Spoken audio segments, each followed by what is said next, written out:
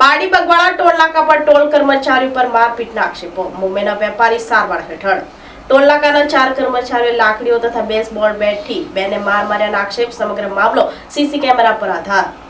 પારડી નજીક આવેલા national highway number Bagwada toll નાકા ઉપર ટોલ કર્મચારીઓ દ્વારા 2 વ્યક્તિઓ સાથે મારપીટ કર્યાના આક્ષેપો સામે આવ્યા છે. ઘટનામાં ઇજાગ્રસ્ત બનેલા મુંબઈના વેપારી હાલ વાપીની ખાનગી હોસ્પિટલમાં સારવાર હેઠળ છે.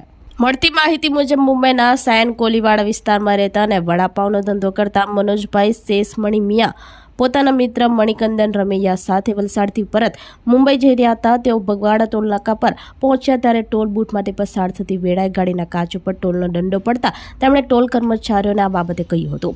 આ મુદ્દે બોલાચાલી થતા ટોલ નાકાના 4 કર્મચારીઓએ લાકડીઓ તથા બેસબોલ બેટથી બંનેને માર માર્યો હોવાના આક્ષેપો કરવામાં આવ્યો છે. ઘટનામાં બંનેને ઈજાઓ પહોંચી હતી. ત્યારબાદ અન્ય લોકો વચ્ચે પડી તેમને વધુ મારથી બચાવ્યા હતા.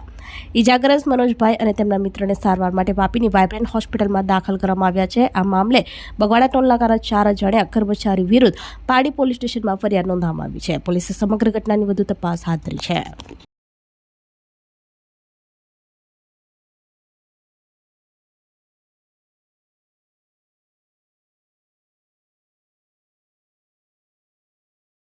આપણી સંકલ્પ ન્યૂઝ ચેનલને સબસ્ક્રાઇબ અને લાઇક કરો. બેલ આઇકન દબાવો જેથી આવનાર ન્યૂઝ અપડેટ્સની નોટિફિકેશન આપના મોબાઈલ પર સૌથી પહેલા પહોંચે. Like, subscribe and share the video.